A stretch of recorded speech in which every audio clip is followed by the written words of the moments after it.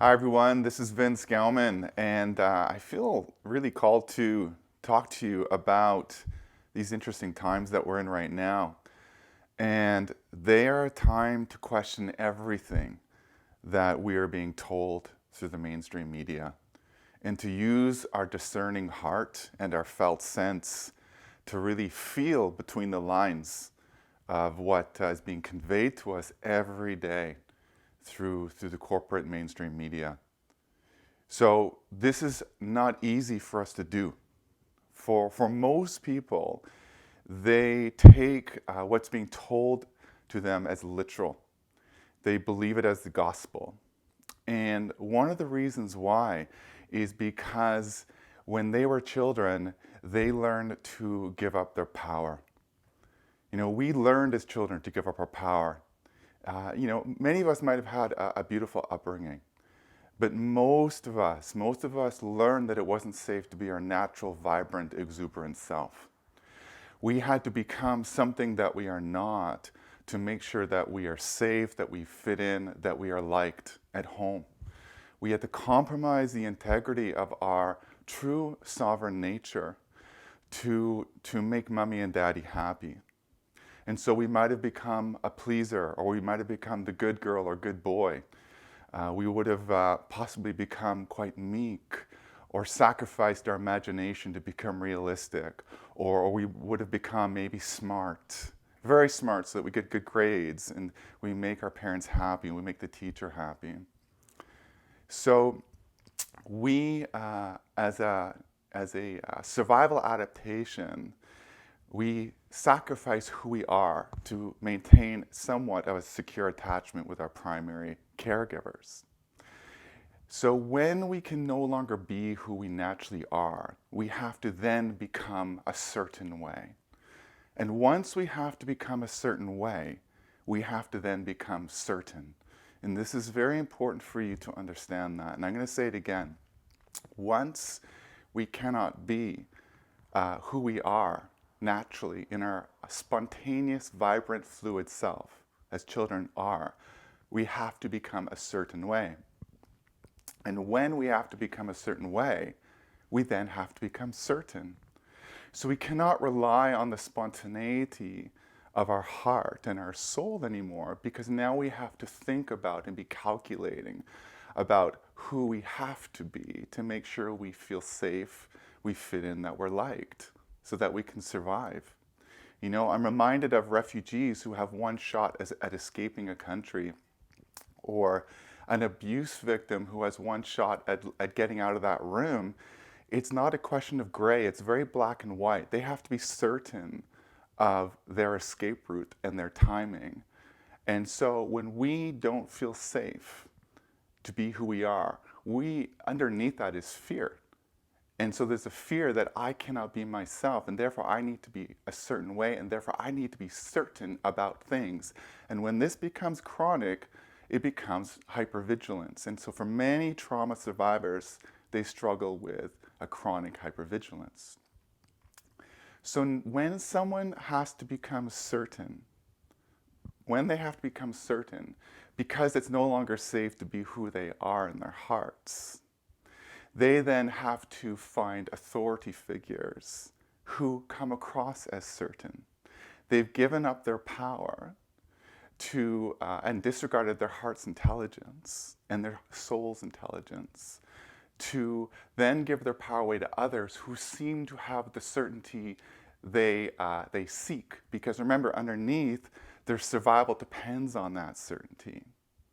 And so now we have a formula for giving our power away to the ruling class, for those 1% who are running the show from behind the shadows, from behind government, from behind corporations, or within corporations.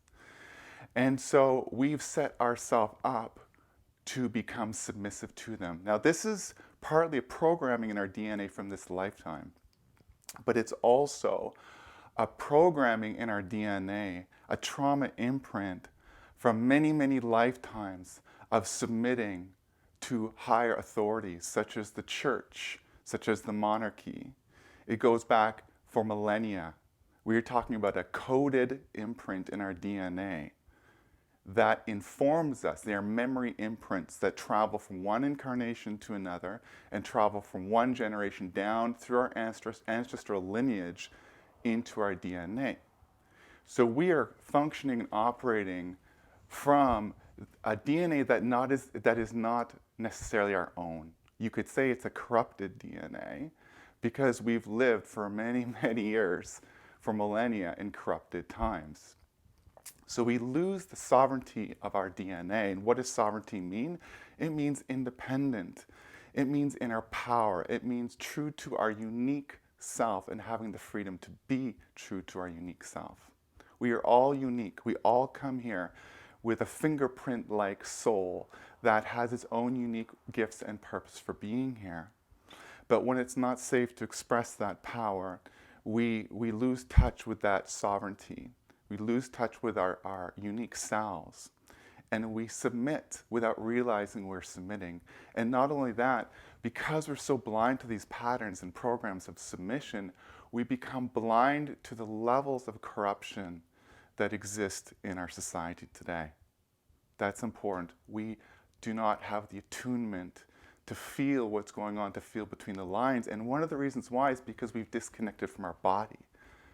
We've disconnected from our felt sense that says no, that says something isn't right, that reads between the lines because it wasn't safe to feel. We had to move into our mind. We had to become calculating. We had to become certain, remember.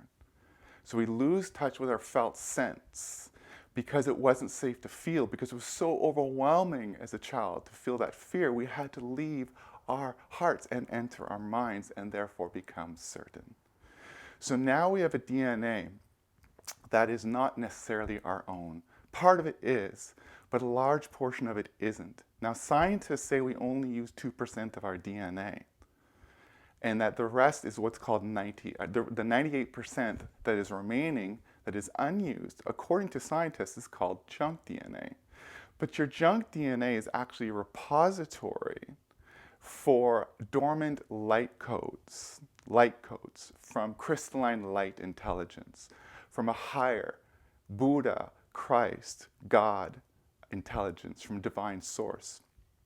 Those codes remain dormant in your 98% so-called junk DNA. So when you receive healing with starlight, which is the work I do in person and remotely, what I'm doing is, one, I am transmuting the programming that you have carried forward from previous lifetimes and you have inherited from your ancestry and taken on this lifetime.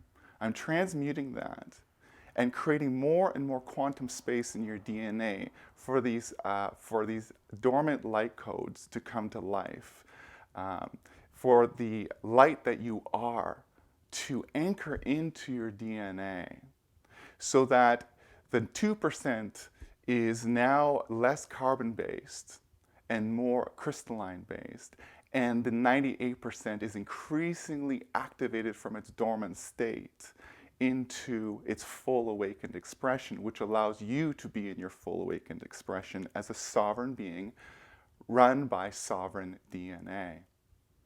So this is the big awakening process that we're in right now. And it really calls us forth to do our healing work so that we can be connected to our power, so that we can discern the truth of what's actually happening, so that we can stand tall and speak out and no longer tolerate the intolerable. And let's just imagine, I'm going to end with this, let's just imagine that we are actually operating for 1% of our DNA, not 2%, and that the 99% is actually inactive, it's dormant. So that 1% has been running the show in our system, while the 99% has remained dormant. It's remained voiceless.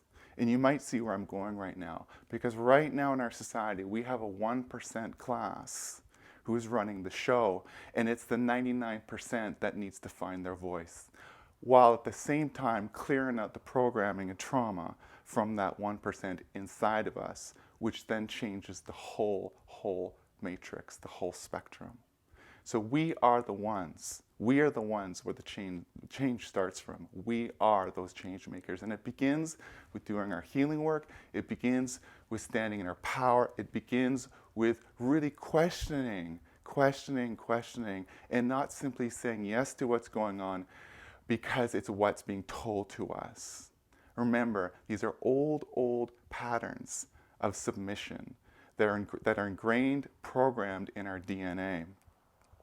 And they're there to keep us away from our power because we learned many times in many incarnations that it wasn't safe to be in our power because if we were, we would get punished.